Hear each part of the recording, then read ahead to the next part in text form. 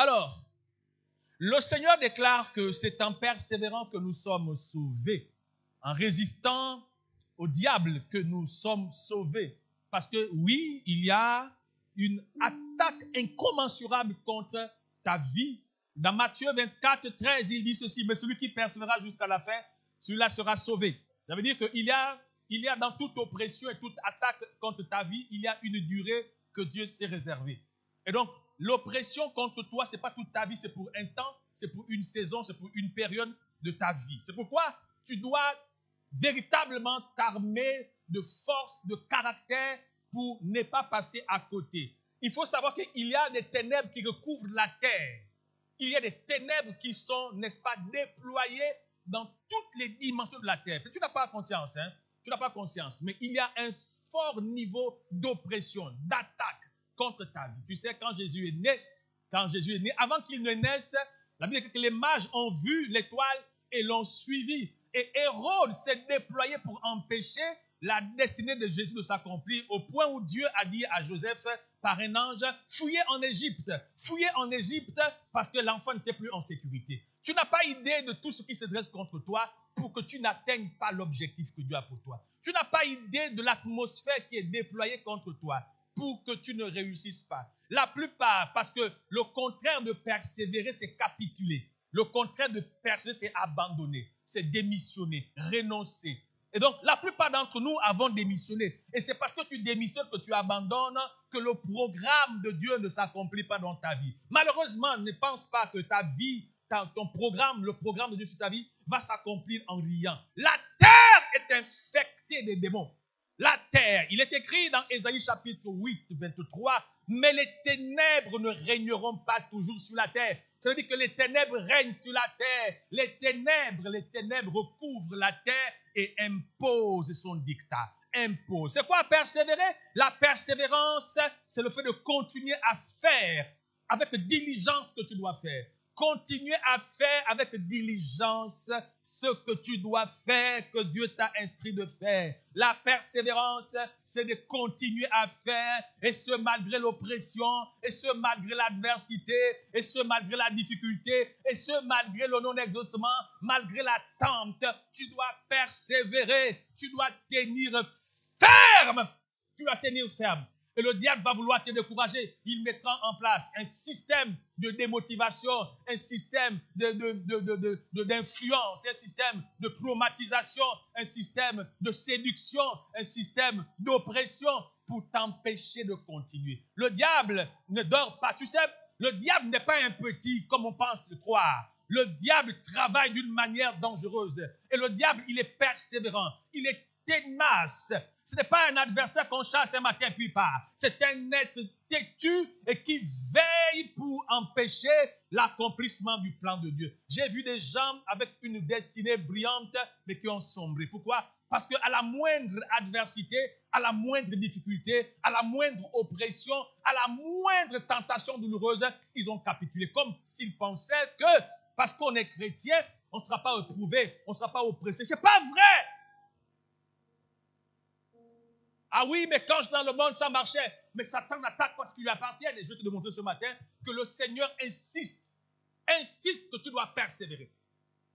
Sinon, tu ne t'en sors pas. Et la plupart d'entre nous ont capitulé, c'est pourquoi ils sont là. Donc, le contraire de persévérer, c'est simplement abandonner. Souvent, face à la douleur, face à la difficulté, face à l'oppression, face au fait que les choses ne sont pas comme on veut, on a abandonné. On ne prie plus comme on doit prier, on n'obéit plus. On ne fait plus, on dit bon, en tout cas, etc. Mais ce que tu ne sais pas, c'est qu'aucune destinée ne s'accomplit en riant.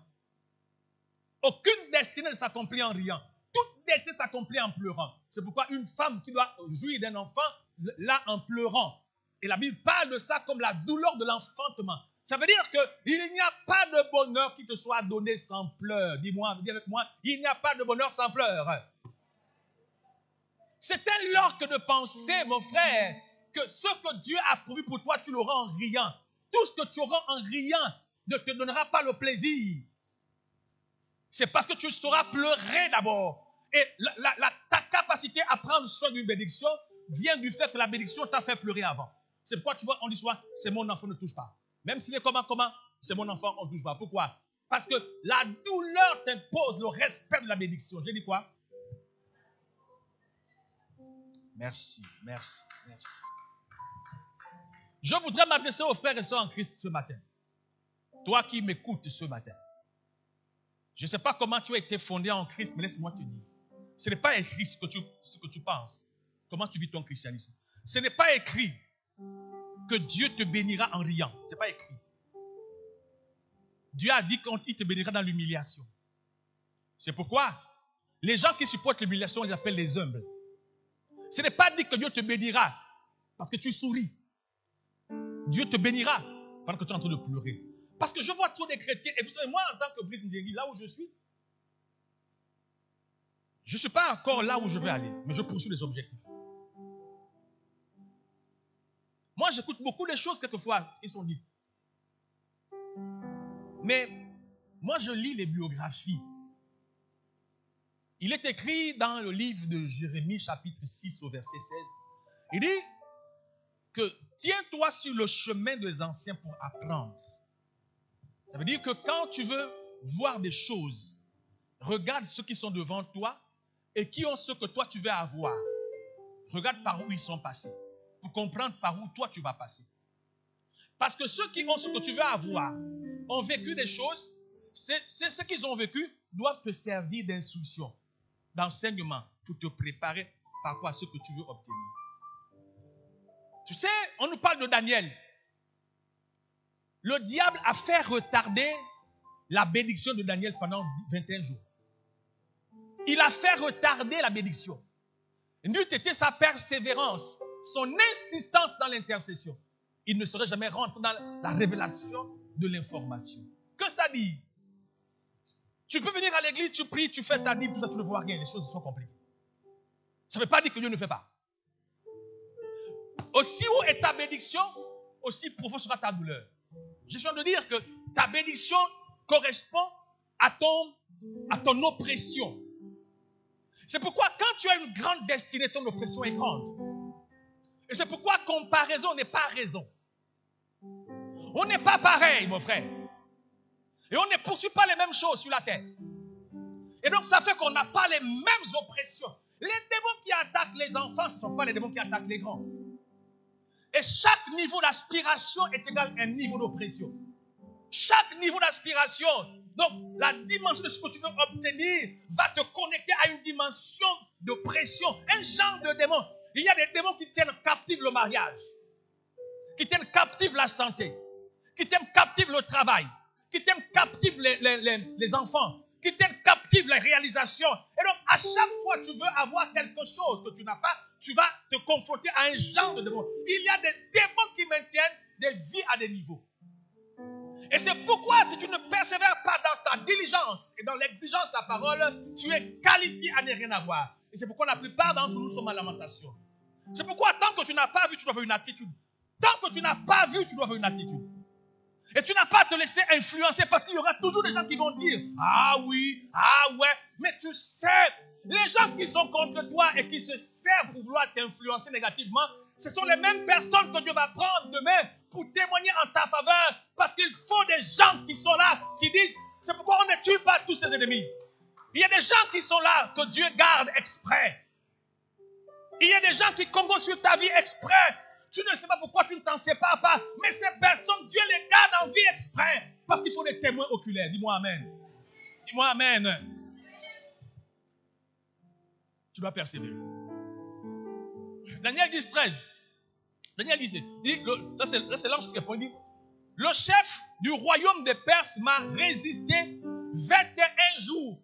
Daniel a prié et puis Dieu a répondu. Alors que la réponse était en train de venir, la Bible dit que l'ange a été intercepté dans les ciels. Ce n'est pas Nebuchadnezzar, les puissances de l'air, les démons qui contrôlent l'atmosphère ont empêché l'accomplissement de la prophétie, de la destinée. Si Daniel était comme toi et moi, en disant, je n'ai pas le plan de Dieu, il aurait laissé. Mais on nous dit que Daniel a persévéré. Il a intercédé pendant 21 jours. Mon frère, tu sais, ta capacité à renoncer facilement va être pour toi un problème de ta destinée demain. C'est pourquoi tu dois, et Dieu a dit à Ézéchiel, je rendrai ton front, on en parlera. Tu as besoin d'être fort. C'est pourquoi ce ne sont pas les faibles qui se réjouissent. Ce ne sont pas les faibles qui gagnent. Ce sont les forts qui gagnent. Et la vie sur la terre, il faut être fort. Il faut être fort, même quand les choses s'obscurissent devant toi. Tu dois avoir un mental ferme, mon frère. Ne viens pas à l'église, tu regardes les gens. Oh, ben non! Souviens-toi que tu es toi-même face à ta destinée. Il s'agit de ta propre vie. Il ne s'agit pas de la vie de ton voisin. Moi, je ne viens pas ici pour toi. Je viens ici d'abord pour moi. Parce qu'il n'est pas dit que ma bénédiction est rattachée en homme. Je viens par obéissance. Et Dieu me veut à mon poste. Il a dit à Habakkuk, même si elle tarde, attends-la. Il dit quoi? J'étais à mon poste. Et donc la vie, ce n'est pas une affaire de porter les regards à gauche, à droite. Regarde où tu pars. Sois comme un aigle. Regarde où tu pars. Où est-ce que tu vas? Une vie sans destination, c'est comme une vie sans direction. Tu dois savoir où tu pars. Ne poursuis pas le vent. Vanité de vanité, poursuite du vent. On ne poursuit pas le vent. Bien-aimé, ne viens pas à l'église comme tout le monde. On n'est pas pareil. Hey. On n'est pas pareil. On n'est pas pareil. Quand tu viens à l'église, tu peux dormir, mais moi, je ne peux pas dormir. On n'est pas pareil. Ce que je poursuis m'impose et s'impose à moi. Ce que je poursuis m'impose et s'impose à moi. Frère, plus grand est ta destinée, plus grand est ta diligence. Je suis subjugué quand je vois les chrétiens de ma génération en train de pleurnicher quand ils ne sont pas contents de ce qu'ils vivent. Mais ne sais-tu pas que Dieu se sert de tout pour t'instruire, car toute chose concourt au bien de ceux qui aiment Dieu. Et donc même quand ça fait mal, ça a son importance pour ma vie. Même quand ça ne va pas, ça a son importance pour ma vie. Et c'est pourquoi quand je passe par la vallée de l'ombre de la mort, mon Dieu est vivant. Et donc quand je passe par l'adversité, je loue mon Dieu. Pourquoi? Parce que je sais que ce n'est qu'une circonstance. Et un jour, on va acclamer.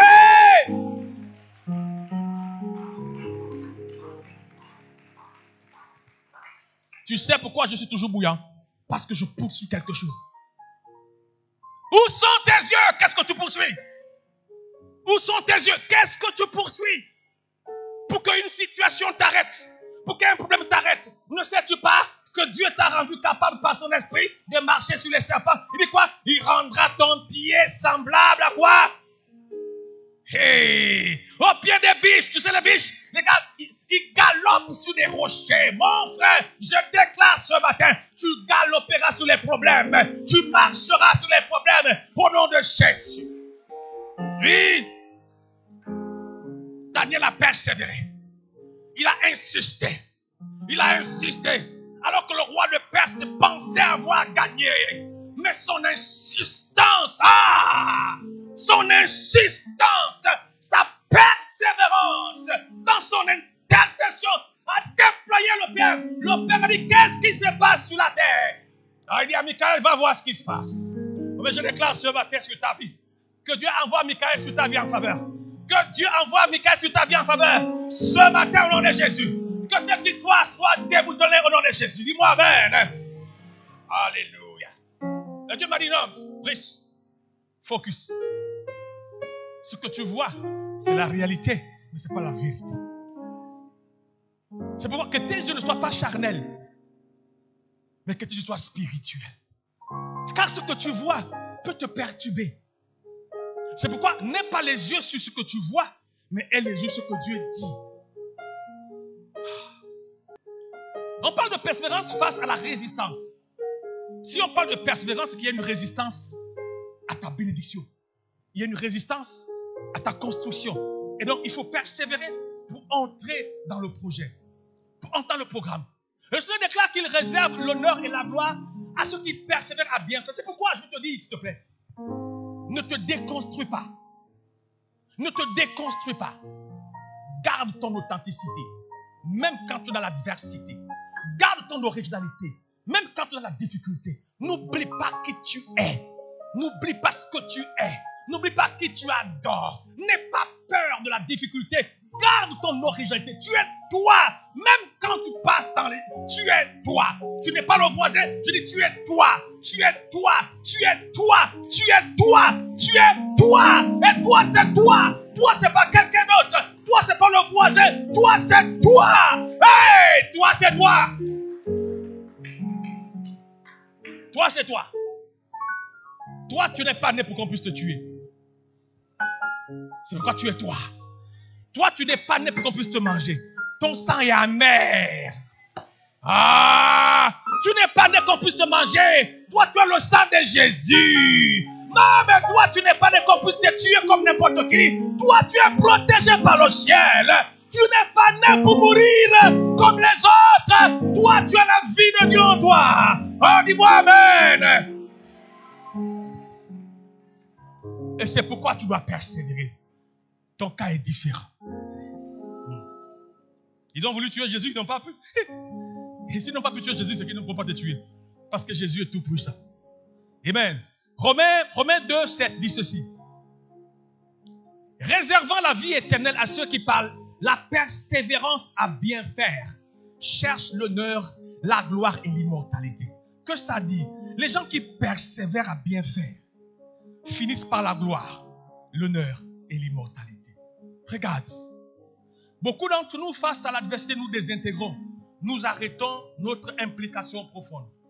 Mais en fait, ce que Dieu dit, que c'est parce que tu vas persévérer à bien faire. Souvent, on dit, ah, moi, je donne ma dîme, je ne vois pas, je fais ceci, je prie, je ne vois pas, et pourtant je jeûne, je ne vois pas. Pourquoi? Non, Dieu dit que tu dois persévérer à bien faire, et ce malgré que tu ne vois pas ce que tu veux voir. Parce qu'il y a un temps pour tout. Oh, j'ai chanté. Tu sais, je suis entendu le cantique. Hein. Attends un peu. L'Éternel a tout placé. Il a placé des limites. Il y a un temps pour tout. L'Éternel a tout placé. Il a placé des limites. Il a donné des procès. Il y a un temps pour tout. Ça veut dire que Dieu a tout fait. Dans la vie des humains, il a mis des limites. Tout ce que tu vas vivre sur la terre a une durée. Souviens-toi de ça. Tout ce par quoi tu passeras, Dieu a donné des limites d'accès. Ou au point que ces choses ne peuvent pas déborder. C'est comme l'eau. Il a dit à l'eau, ici t'arrête ta progression. Il a donné des limites. Il y a un temps pour tout, oui. Sur la terre et des humains, l'Éternel a tout tracé. Il a donné des limites. Il y a un temps pour tout, oui. Sur la terre et des humains, l'Éternel a tout tracé. Il a donné des limites. Il y a un temps pour tout, oui. Il y a un temps pour tout, oui. Sur la terre des vivants, mon papa a tout tracé. Il a donné des limites. Il y a un temps pour tout, oui. Il y a un temps pour tout, oui. Il y a un temps pour tout, oui. Oh, oui. Il y a un temps pour tout, oui. Sur la terre des vivants, l'Éternel a tout tracé. Il a donné des limites. Il y a un temps pour tout, oui. Attends, je vais te chanter au cantique la dimanche prochain. Il y a un temps pour tout, oui. Il y a un temps pour tout, oui. Même dans la maladie, il y a un temps pour tout, oui. Même dans les problèmes, il y a un temps pour tout, oui. Même dans le célibat, il y a un temps pour tout, oui. L'Éternel a tout tracé. Il y a un temps pour tout, oui. Même dans tes faiblesses, je dis, il y a un temps pour tout. Sur la terre des humains, l'Éternel a tout tracé. Il a donné des limites. Il y a un temps pour tout. Bien-aimé, et moi je crois qu'il y a un temps. Je crois qu'il y a un temps. C'est pourquoi je ne me vois jamais comme un perdu. Et dans mon esprit, je n'ai jamais vu que j'ai échoué. Mais je sais que je passe par des situations qui font partie du cours normal de l'ascension. Je crois que c'est normal d'avoir des temps difficiles. Je crois que c'est normal d'avoir des temps meurtris. Je crois que c'est normal qu'il y ait des gens qui te critiquent, qui te méprisent. Je crois que c'est normal qu'il y ait des gens qui t'abandonnent. Je crois que c'est normal qu'il y ait des gens qui t'amoindrissent, qui te minimisent. Parce que Dieu a tout fait pour un but. Il a tout fait pour un but. Il a tout fait pour un. Souvent, quand tu vois quelqu'un, quand vous prenez de vue, quand tu le revois, il a changé. Parce que oui. Pourquoi tu arrives à crier? Parce que toi, hier, tu le méprisais. Et donc, quand tu le revois, tu dis, ce gars-là. Mais c'était le dernier de la classe. Putain, mais le gars, c'est maintenant le boss. Parce que Dieu fait ces choses comme ça. C'est pourquoi ne méprise pas les gens. Ne méprise pas les gens. Ne méprise jamais les faibles. Ne méprise jamais. Même quand tu es en position de gloire, ne méprise jamais les faibles. Parce que Dieu est le Dieu des faibles. Regarde-moi dans cette orientation spirituelle. À chaque fois que tu méprises quelqu'un, tu donnes à Dieu raison de l'élever. Tu n'as pas compris ce que j'ai dit. Tu n'as pas compris. À chaque fois que tu méprises quelqu'un, tu donnes à Dieu la raison de l'élever. Parce que Dieu est avec ceux qu'on méprise. Tu n'as pas compris ce que j'ai dit. Laisse les gens te mépriser parce que Dieu va t'élever. Parce que Dieu élève les gens qu'on méprise. Dieu n'élève pas les gens qu'on a élevés. Mais quelqu'un. Je parle à la personne de combat sur lui. Dieu élève les gens qu'on méprise. Et donc, quand Dieu veut t'élever, il laisse les gens te mépriser. Parce qu'il est avec les gens qu'on méprise. C'est pourquoi à chaque fois que tu méprises quelqu'un, quelques temps plus tard, tu es surpris de le voir élevé.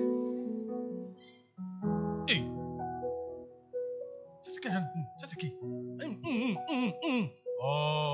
C'est même là où Dieu vient en vitesse. Ce que les hommes ont rejeté, il prend, il élève. Ce que les hommes ont méprisé, il prend, il élève. Ce que les hommes ont jeté dans la poubelle, lui il va dans la poubelle, il rentre là-bas, il prend, il pense, et puis il pose. C'est pourquoi attention au mépris qu'on a envers les gens. C'est quel pasteur? Plus tu me méprises? Oh, mais t'inquiète pas. Attends, tu vas voir. Méprisez-moi. Méprisez-moi, pardon.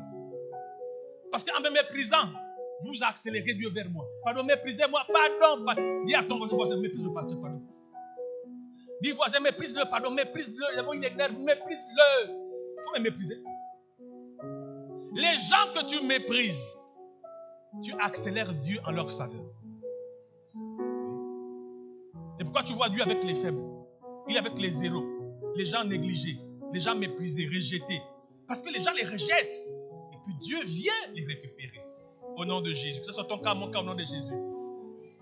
La réussite des enfants de Dieu n'est pas facile. J'ai dit quoi?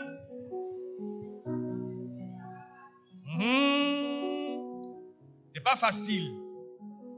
Le succès des enfants de Dieu n'est pas facile. Parce que le diable est présent. Le diable a décidé de te voir échouer. Et c'est pourquoi Dieu veut que tu persévères. Persévérer veut dire que tu dois continuer à obéir, et ce malgré la difficulté et l'adversité. Tu dois continuer à faire ce que Dieu attend de toi. Et ce malgré par quoi tu passes. Malgré ce que les gens disent contre toi, tu dois veiller sur toi. Tu dois continuer à prier. Même quand tu pries, tu ne vois rien. D'ailleurs, même plus tu pries, plus tu es méprisé. Plus tu pries, tu as les problèmes. Continue, mon frère. Quand tu sens que plus tu pries, plus c'est difficile, ça veut dire que Dieu est en train de venir. Parce que Dieu est attiré par la souffrance des gens qui prient. J'ai dit quoi? Donc quand tu pries et tu dis, ah Seigneur, à toi la gloire. Ah Seigneur, à toi l'honneur. Ce que tu es en train de faire, parce que d'autres, quand ils passent par ça, ils abandonnent. Mais toi, tu persévères. Tu continues, mon frère, Dieu va venir. Et quand il va venir, c'est comme un vent. Et tu es parti. Ce matin, ce soit ton partage. 1 Pierre 5, 8 dit quoi? Soyez sobre, veillez, votre adversaire, le diable, rôde comme un lion rugissant. Il rôde. Il attrape. Et puis tu te bats. Dieu dit persévère. Persévère. Ne t'arrête pas. Ne t'arrête surtout pas. Ne t'arrête surtout pas.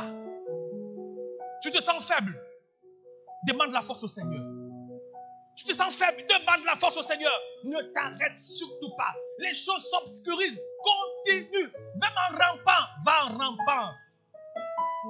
Tu perds les pieds. Va en rampant. Va en rampant. Dieu a un regard sur toi. Je te dis. Dieu a un regard sur toi. Il ne faut pas penser que tes pleurs par rapport à ton intégrité de la foi sont des pleurs inutiles. Ce n'est pas vrai.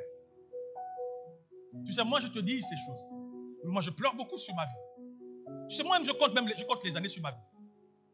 Mais j'ai une assurance que mon Dieu me donne tout le temps. Tu sais, moi c'est pourquoi je chante souvent. Hein. Pourquoi je chante souvent.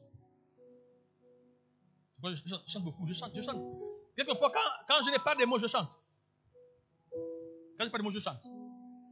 Simplement, je chante. Tu m'entends, non?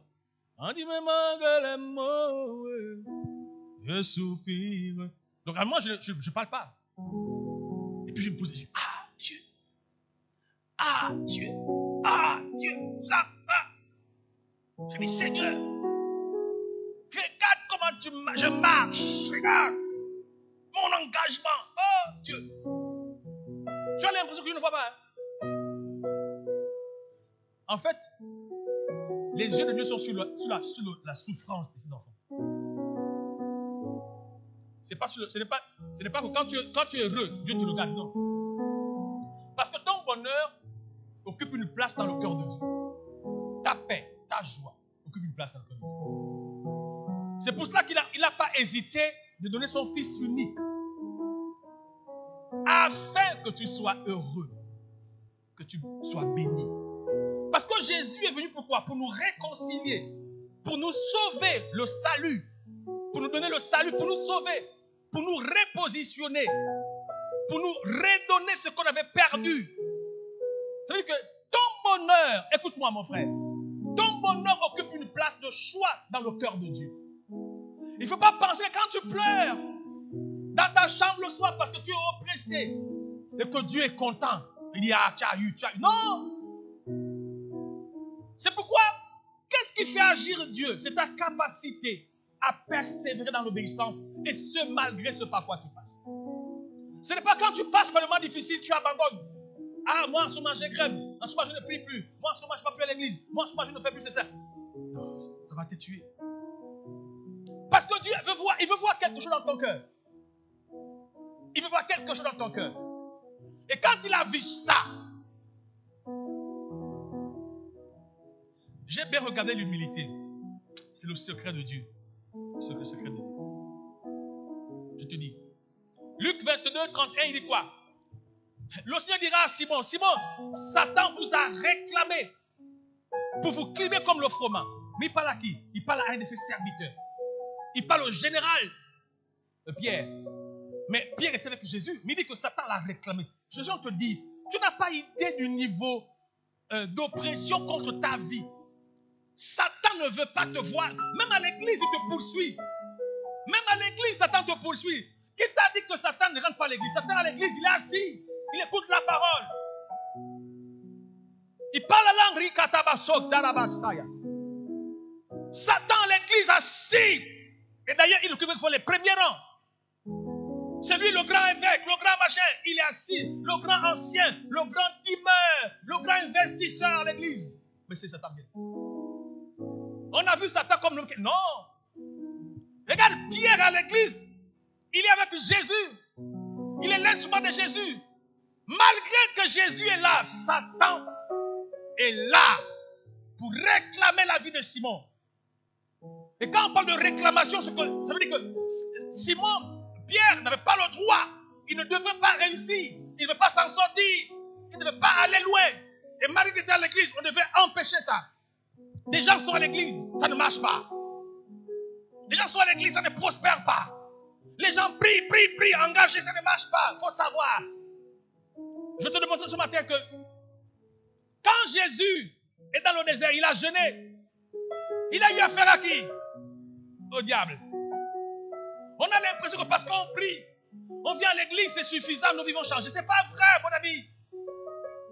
Sinon, tous les chrétiens seraient en haut. On nous a prêché un évangile du salut gratuit. Le salut est gratuit, mais le royaume de Dieu est forcé. Oh, la grâce, la grâce, la grâce. Où en sommes-nous? Et on trouve les moyens pour dire, oh non, tu sais, c'est pas important de bien manger. On va bien manger au ciel. Tu parles.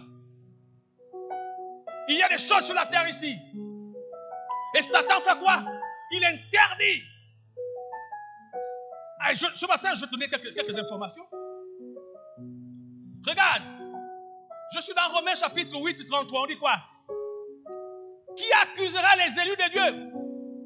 C'est Dieu qui justifie. Qui accusera les élus? En d'autres termes, même les élus sont accusés. Un enfant de Dieu, tu es accusé. Quand on t'accuse, ça veut dire qu'on te fait porter un faux jugement. On te fait porter une autre vie qui n'est pas la tienne. Oui, les accusations te donnent une image. Et donc, quand tu es accusé, tu vas vivre une vie qui n'est pas la tienne. Et donc, Paul dit quoi? Que même les élus sont accusés. Et pourtant, c'est Dieu qui justifie. Mais même les élus sont accusés. Et quand tu es accusé, ta vie s'arrête. Bien-aimé, il faut de la persévérance pour continuer la marche chrétienne. Beaucoup de chrétiens sont découragés. Ils ne voient rien. Beaucoup de chrétiens sont démoralisés. Beaucoup de chrétiens sont refroidis. La Bible dit que Dieu n'a pas changé. Il est le même hier, aujourd'hui, éternellement. Mais d'où vient ce découragement? Parce que beaucoup d'entre nous, nous prions, ne voient pas. Mais est-ce que tu es persévérant dans l'obéissance? Ou est-ce que le jour où tu as demandé quelque chose et que même tu n'as pas vu, tu changes? Dieu ne veut pas que tu changes. Il veut que tu gardes la même foi, le même zèle tout le temps. Même quand tu n'as pas vu, il veut que tu gardes ces ailes-là, ce déploiement-là. Il veut que tu gardes cet engagement-là. Que tes yeux restent fermes et fixés sur le ciel. Il veut que tu continues à regarder le ciel. Ah, je n'ai pas vu, donc je change. Non, ne change pas d'attitude parce que tu n'as pas vu. Regardons-nous. On dure à l'église, on devient un bois mort. Plus on passe du temps à l'église, moins la crainte de Dieu reste dans nos cœurs. Plus on passe du temps à l'église, on commence à banaliser les choses de Dieu. Plus on passe du temps à l'église, moins on devient profond. Moins on devient intercesseur. On passe dans l'église, il n'y a plus rien en nous. On devient l'ombre de nous-mêmes. On nous appelle anciens, doyenne, je ne sais pas, le nom qu'on te donne. Mais il n'y a plus rien de vie en toi. Mais tu sais que la mort appelle la mort. Et c'est la vie qui appelle la vie. Et donc, tu développes une attitude de vie qui ne permet pas à Dieu de continuer à te promouvoir. Dieu m'a dit, Brice, continue à prier. Il dit, continue à prier. Je suis le Dieu de temps et de circonstances. Je détiens l'univers entre mes mains. C'est moi qui ai le dernier mot. Et la guerre continue. Le combat continue. Tu n'as rien vu. Continue, tu es encore en vie. Continue, tu es encore en vie. Tu dois persévérer. Tu dois persévérer. On parle là de ta vie. Et pas de la vie de ton voisin. On ne parle pas de quelqu'un, on parle de toi. Qu'est-ce que tu fais de ta vie? Ah, je n'ai pas vu, je laisse tomber. Mon frère, repartir en Égypte, ça ne me flaire même pas la pensée, même quand je n'ai rien à manger. Qu'est-ce que j'irai faire en Égypte? Qu'est-ce que j'irai faire dans le monde? Tu sais, quelqu'un a dit que tu n'as pas idée de ce que ma présence fait dans ta vie. Si tu es debout comme ça en santé, ou tu arrives à parler, à te mouvoir, c'est parce que ma présence est en toi. Si je la retire à cet instant, tu n'es plus que l'ombre de toi, tu n'existes plus. Donc, ce n'est pas parce que tu ne vois pas ce que tu désires que je ne suis pas en train de faire dans ta vie. Ta capacité à te mouvoir, alors que je me tiens debout comme ça, Ce n'est pas le fruit de mes capacités. C'est la vie de Dieu en moi qui me rend capable de faire ça. Parce que tu es assis dans cette assemblée ce matin et que tu as quitté ta maison, venir ici. C'est Dieu qui l'a permis. C'est parce qu'il est en toi. Ah non, je demande ça, je ne vois pas. Non, il est en toi. Et sa présence en toi te donne la vie que tu as. Tu sors le matin et puis tu rentres le soir. Tu te lèves le matin, tu te couches le soir. C'est la grâce de Dieu qui fait ça. C'est pourquoi reconnaissance. Tu dois être reconnaissant. Tu dois être reconnaissant. Tu dois être reconnaissant. Je ne sais pas pourquoi tu pries. Je ne sais pas pourquoi tu pries. Si ta prière n'a pas un fondement biblique, ça ne sert à rien. La reconnaissance. Habakkuk, bien aimé, il faut persévérer. Habakkuk 2:3, il dit quoi? Car c'est une prophétie dont le temps est fixé. Et elle marche vers son terme. Mon ami, ça va se faire. Dis avec moi, ça va se faire. Ça va se faire. Mon frère, ça va se faire. Dieu n'est pas amnésique. Il ne souffre pas des oublis. Ça va se faire. Toi, sois à ton poste. Sois à ton poste. Sois à ton poste. Sois à ton poste. Le jour là, il ne faut pas que Dieu te cherche dans tous angles. Dieu doit te trouver à l'endroit où il t'a positionné. Il ne doit pas te chercher dans les vapeurs des ongles. Il ne doit pas courir dans les catégories. Là où il t'a mis, il doit te trouver là. Il ne doit pas aller dans tous les coins. Ruelle de je ne sais comment on appelle les noms de tous les hommes. Pour te chercher. Il ne va pas te chercher. Il ne va pas aller à Ebakor te chercher. Il ne va pas monter, vous me conseillez les quartiers, les mines, je ne sais pas où on appelle ça, c'était des mines te chercher. Il ne va pas te chercher au château. Il va arriver là où il t'a mis à l'église, que tu n'es pas. C'est un lieu de territoire. C'est un Dieu de territoire. Un Dieu de terre. Un Dieu de terre. Le mystère de la terre. C'est un Dieu de terre. Tu me regardes. Habakkuk chapitre 2, 3, il dit quoi? Car c'est une prophétie dont le temps est déjà fixé. Elle marche vers son terme et elle ne mentira pas. Si elle tarde, attends-la. Car elle s'accomplira. Et elle s'accomplira certainement. Je le crois. Justement, je crois. Il n'y a rien de grand qui a commencé grand. Tout ce qui est grand a commencé rien. Je vois ma petite fille là. Elle rentre pour ventre. Je l'ai vue hier, elle ne faisait rien. Et moi, je suis observateur. Même mes enfants, quand ils viennent au monde, je prends le temps de regarder la magnificence de Dieu. Qui ne commence rien. Quand je vois par exemple les Romains, mais moi, je me demandais, est-ce qu'elle va même s'asseoir? Tu prends le bras, tu tournes le bras, viens jusqu'ici. Tu prends sa main, tu prends la main jusqu'ici. Enfin, oui. Les choses de Dieu ne ressemblent à rien au départ. Te voici toi. Hier, tu courais à la cour en slip là. Tu te l'avais nu à la pompe. Tu ne savais ni lire ni compter. On te faisait la lecture. 1, 2, oh, 1, 2, 1 plus 1 égale 5. Bam! C'est pas 5. Tu es allé à l'université, tu as fait l'école. Maintenant, c'est toi qui donnes les leçons aux enfants. N'est-ce pas? Mais au départ, tu te comment? Les choses de Dieu commencent en mode zéro. Et donc, un jour, Dieu m'a dit, un enfant où l'étape de l'enfance n'est pas une malédiction. C'est une bénédiction. C'est l'étape où on apprend. Où on prépare les enfants à devenir. C'est l'étape où on éduque les enfants. C'est l'étape où on construit les enfants. C'est l'étape où on transforme la mentalité. Donc, c'est l'étape des héros qui travaillent et qui produisent des héros. C'est pourquoi, alors que tu vois ta vie, il n'y a rien que tu es chrétien. Acclame le Seigneur simplement.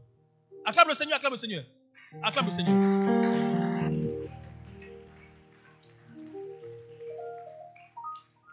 Et Proverbe chapitre 24, 16 dira, 7 fois le juste tombe, 7 fois il se relève. Tu dis quoi? Persévère. Même si tu ne vois pas, persévère.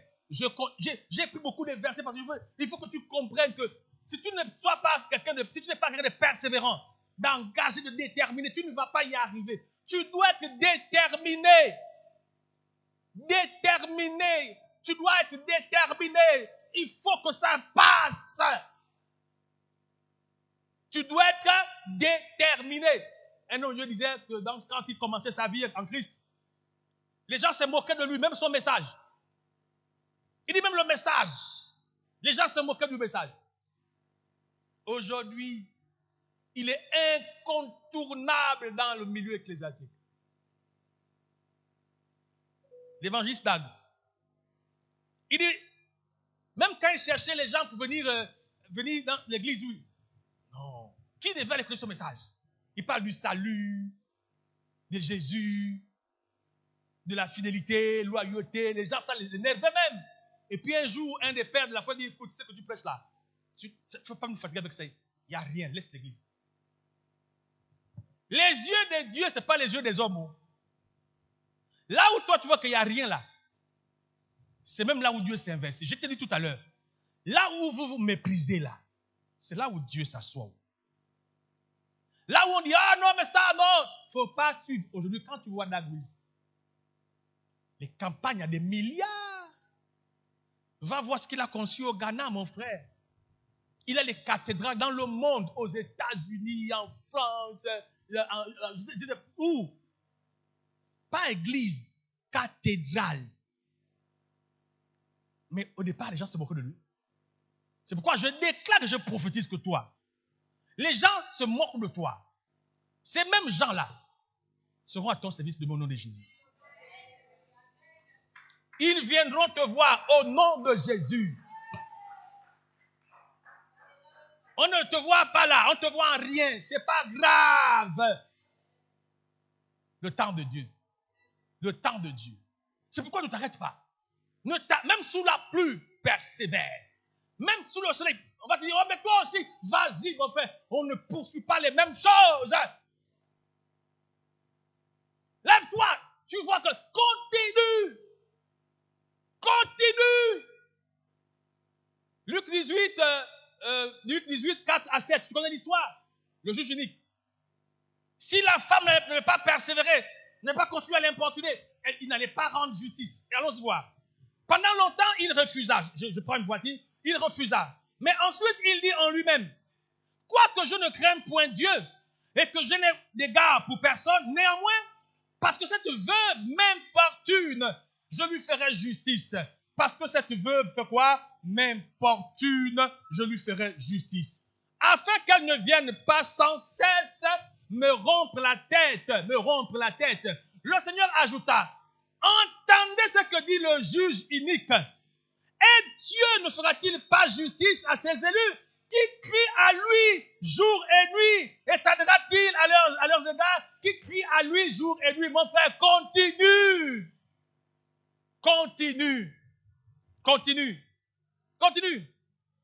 Entendez ce que dit le juge inique. Et Dieu ne fera-t-il pas justice à ses élus qui crient à lui jour et nuit? Étendra-t-il à leurs égards? Pourquoi tu t'arrêtes? Tu n'es pas vu. Mais continue.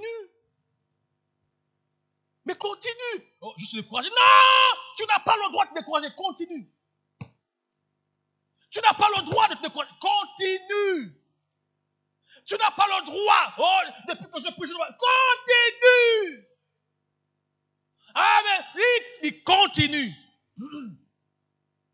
Tu dois crier jour et nuit. Continue. Les gens vont se moquer de toi, mais continue. Ce n'est pas ton affaire. Les gens vont rire de toi. Continue, mon frère.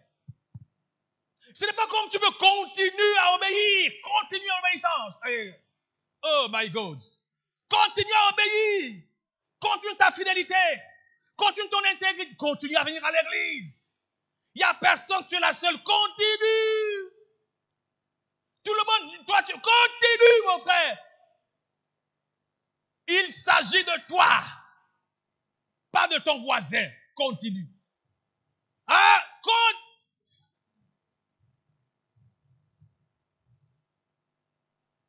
Oh, je m'en vais chercher sauver. Ce n'est pas ton problème. Continue. Ah, je m'en vais les personnes bien, c'est continue. C'est celui qui persévérera jusqu'au bout qui sera sauvé. Tu sais, la bonne nouvelle dans la persévérance, c'est quoi? C'est la maturité. Plus tu persévères dans l'obéissance, plus tu atteins la maturité. Parce qu'il faut savoir qu'il y a des choses que tu n'auras pas si tu n'as pas la structure, le caractère qui s'y est. La persévérance permet la transformation. Alors que tu pries tout le temps, tu sembles ne rien voir, mais tu acquiers la prière comme une nature, comme une habitude. Pourquoi? Je disais à quelqu'un un jour, je disais à une de mes filles, qui, en fait, à l'église, souvent, les gens, elle avait du mal avec les gens. Et je lui ai dit, écoute, tu sais, tu dois apprendre à socialiser, parce que quand tu seras responsable et que tu dois gérer des gens, c'est ta capacité à fédérer les gens qui te permettra de faire de bons résultats. Ah non, moi, je me sens bien seul. Et puis, elle a essayé, où elle est montée. Et quand elle est montée, elle avait des gens autour d'elle maintenant. Elle dit, ah, tu as vu? Je t'avais dit que tu dois apprendre à fédérer. Parce que tu auras des gens autour de toi. Et l'école, l'église, c'est une école. Une très grande école. Où la plupart échouent. Parce que la vie, tu l'acquiers à l'église. La plupart des valeurs d'élévation, de distinction, que tu recevras quand tu deviens grand, c'est à l'église. Ça n'a rien à voir avec les valeurs de la vie de tous les jours. Regarde, ce que Dieu te donne, c'est ce qui dure dans ta vie. Et donc, quand tu viens à l'église, tu apprends l'humilité. Un chef humble, dur chef. Il reste chef même quand il n'est plus en position. Parce qu'il y a des chefs qui sont chefs parce qu'ils sont au poste. Et puis il y a des chefs qui restent chefs même quand ils perdent le poste. Les gens sont toujours. Même s'il n'est plus au poste, il va appeler un agent. Il va venir. Pourquoi? Parce qu'il a réussi dans sa position à être un vrai chef. Et c'est pourquoi d'autres vont dire, c'est moi le chef ici. C'est qu'il y a un problème de sa chefferie. Et donc, il est chef parce qu'il est dans le poste. Le jour où il perd le poste, il n'est plus chef. Les gens le lapident même. Ah, on a vu comme il faut les ministres, on a eu sur eux. Donc, on t'élève ministre. Oh. Pourquoi? Parce que tu étais ministre à cause de la position que tu occupais. Et donc, quand tu sais socialiser, et tu apprends ça à l'église, le jour où tu deviens chef, tu as appris à l'église que l'humilité. Et tu as appris l'humilité auprès des frères et sœurs. Tu as appris à aimer des gens qui n'ont pas de lien de sang avec toi. Parce qu'à l'église, on n'a pas de lien de sang. Tu as appris à t'intéresser aux gens avec aucun lien de sang. Et au travail, ce ne sont pas tes parents qui sont là-bas. Le jour où tu deviens chef, tu comprendras l'intérêt de prendre soin, même du plus petit. Parce qu'à l'église, tu as appris à aimer des gens qui n'ont pas de lien de parenté avec toi. Je connais une histoire, un monsieur qui a raconté une histoire. Il est PDG d'une entreprise qui fait les satellites. Et ils sont dans 50 pays. Il dit, à l'église, il n'a pas été un prédicateur. Il n'est pas un prédicateur. Il n'est pas un responsable. C'est un agent de sécurité. Mais le gars, il est PDG. Quand tu vois la Maybach qui est garée au parking, mais il est à la porte à l'église. Et il dit quoi? Il dit à l'église, il a appris à regarder les visages des gens qui rentrent. Donc il y a des gens qui rentrent énervés, des gens qui rentrent machin. Et puis il a appris à être utile. Donc il dit par cette manière ou par cette position, ça l'a aidé à recruter les membres de son staff direct. Il dit son école, ce n'est pas les écoles de marketing ou de commerce où il a été à l'université. Il dit son école, c'était à la porte. À la porte. Je conseille souvent à mes filles qui viennent me voir, qui ont des positions dans la gestion de leurs activités tout le temps.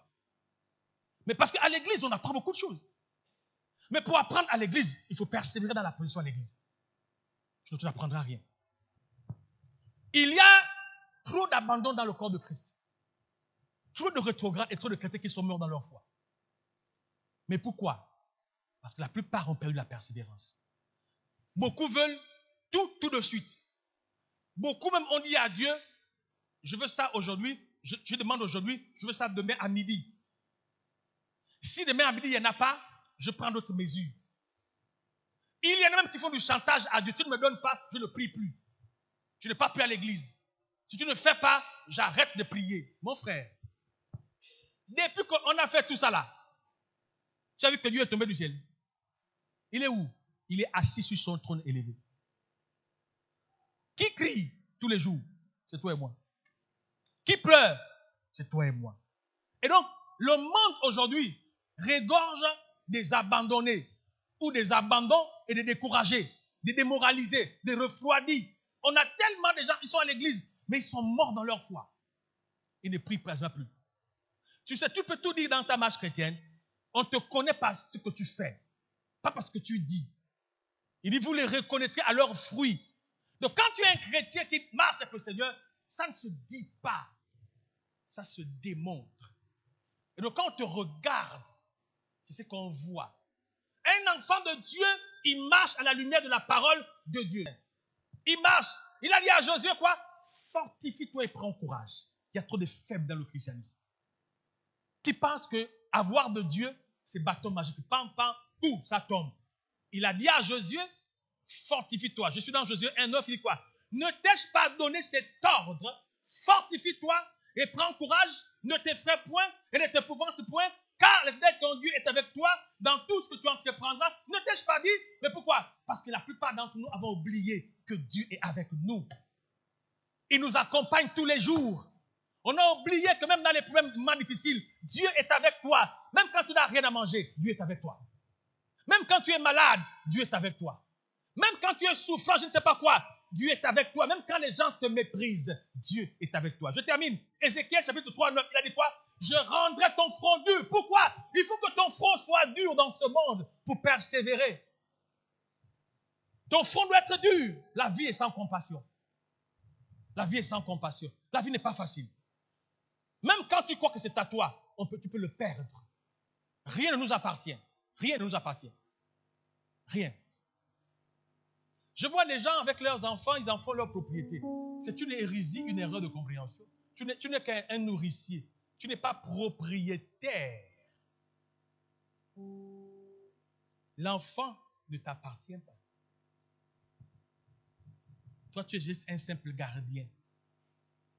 Quand l'enfant atteint l'âge de maturité, l'enfant ne te demande pas la permission, n'est-ce pas? Tu as remarqué? Là. Et tu constates seulement que l'enfant est parti. Il t'amène un gars, il t'amène une go, et puis... Donc, si tu court-circuites ta vie à cause de tes enfants, c'est une folie. Parce que l'enfant va partir. Oh, je dois prendre soin de l'enfant. Mais quand les parents meurent, Dieu prend sur les orphelins, n'est-ce pas? Donc, il ne faut pas penser que toi, tu es la vie et la mort de l'enfant. Non. Dieu t'a simplement utilisé pour que cet enfant ait des racines sur la terre. Mais l'enfant dépend de toi. Quelquefois, même quand tu meurs, on prend mieux soin de l'enfant que toi. Parce que l'enfant, ce n'est pas pour toi. C'est l'enfant du Seigneur. Et donc, dis qu'à cause de mon enfant, je ne fais pas ceci. Tu es en danger. Ce matin, le Seigneur veut t'interpeller à la persévérance. Parce que la vie n'est pas facile. Tu dois avoir une raison sur laquelle tu t'attaches dans la vie. Attache-toi à Jésus. Attache-toi à Jésus. Et persévère dans les voies du Seigneur. Regarde, la réponse de Dieu n'est pas toujours perceptible à l'œil de l'homme. J'ai dit quoi?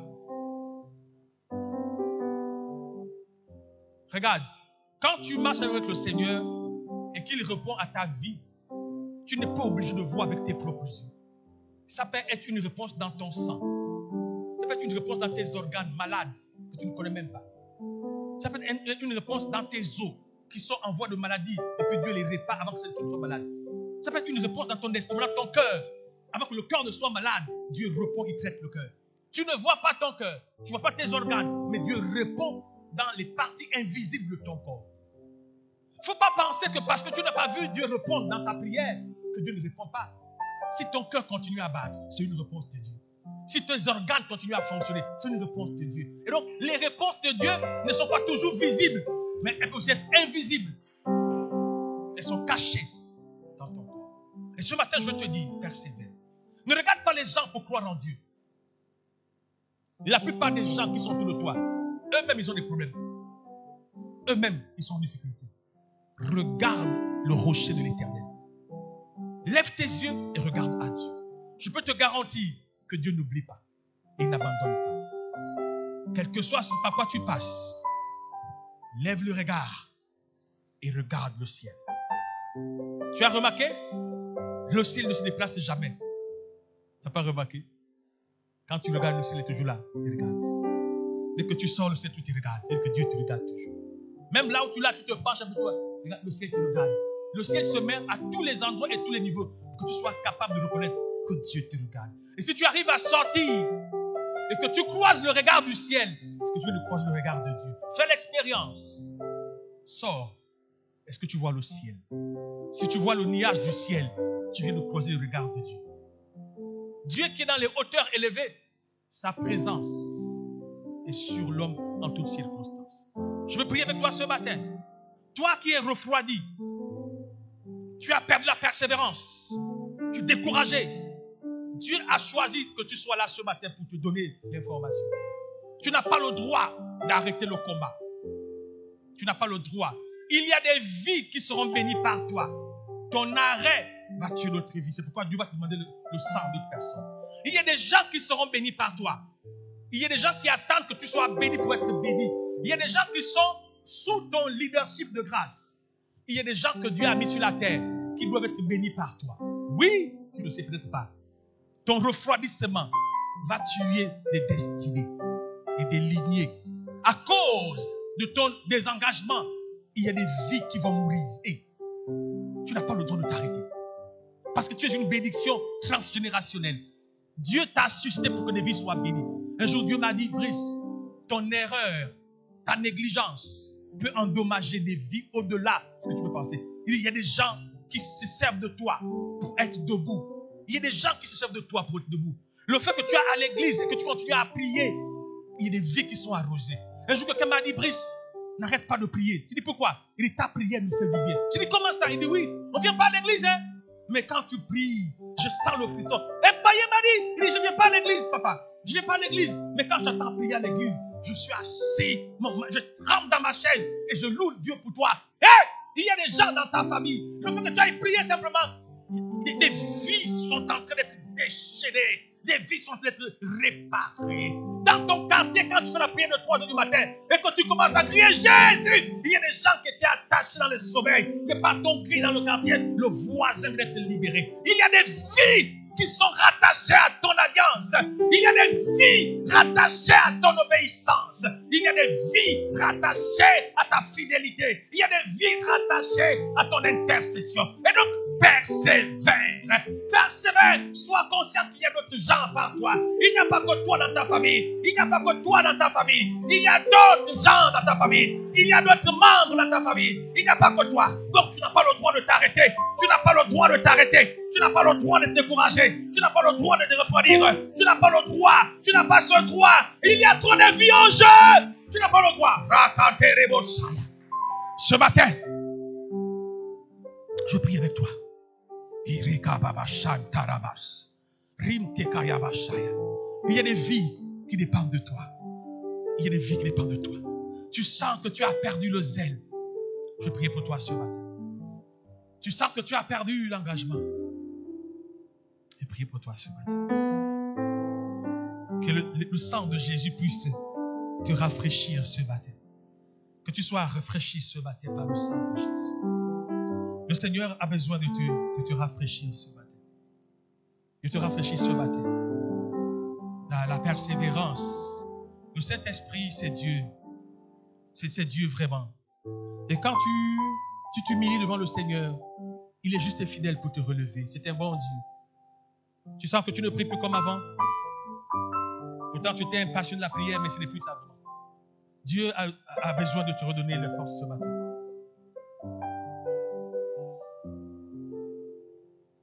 C'est sur toi que mes yeux se reposent. C'est sur toi que mes yeux se reposent. C'est sur toi que mes yeux se reposent. C'est sur toi que mes yeux se reposent.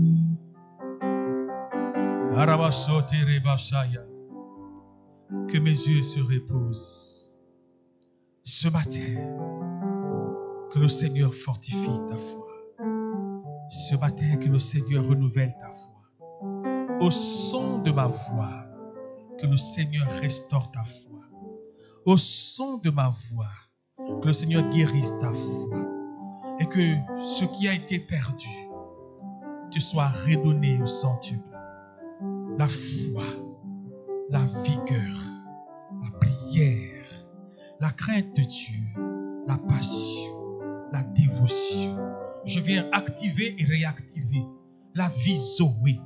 La vie Zoé. Que toi, qui as toujours été la bouche de Dieu, par qui Dieu priait, et quand Dieu voulait prier, il te donnait l'onction nécessaire et tu pouvais prier pour des vies, des familles. Tu portais, tu ne comprenais pas pourquoi tu avais ces ailes. C'est le Seigneur qui te donnait. Et ce matin, je réactive par le feu de l'Esprit de Dieu que tout ce qui était mort reprenne vie au nom de Jésus. Et que tout ce qui a été endommagé ce matin soit réparé. Et que la puissance de la réconciliation soit ton partage. Et que tu sois guéri. Guéri. L'Esprit, le Saint-Esprit, le Consolateur passe dans ta vie. Dans le nom de Jésus. Et que ma voix retentisse en toi comme un tambourin, comme un tam-tam, comme un son qui parle au plus profond de ton cœur et qui te dit, relève-toi. Ce matin, reçois la force pour te relever, la force pour monter, la force pour être propulsé, la force pour intercéder, la force pour obéir. Je parle sur toi en qualité de pasteur, d'autorité sur ta vie. Je parle et je fais pleuvoir la sémence de réconciliation, de rétablissement et de guérison, la sémence de réparation dans le nom de Jésus. Et que la vie s'installe, la vie s'installe, la vie s'installe, la vie s'installe. Tu vas répéter après moi, Saint-Esprit, tu es le réparateur des brèches. Merci de m'avoir réparé, de m'avoir réconcilié et de m'avoir repositionné. Ce matin, je déclare, je suis guéri de toute guérison. Je suis restauré de toute restauration pour la gloire de Dieu. Au nom de Jésus, mon âme, je te parle, sois persévérant. Mon âme, je te parle, sois appliqué, sois impliqué. Au nom de Jésus, que la mort soit changée en vie pour la gloire de Dieu. Au nom de Jésus, au nom de Jésus, que la vie de prière renaisse en moi. L'amour de la prière renaisse en moi. La passion de la prière renaisse en moi. Au nom de Jésus, je le déclare, je le confesse et je l'atteste. Au nom de Jésus, Amen. On acclame le Seigneur Jésus. Tu peux t'asseoir.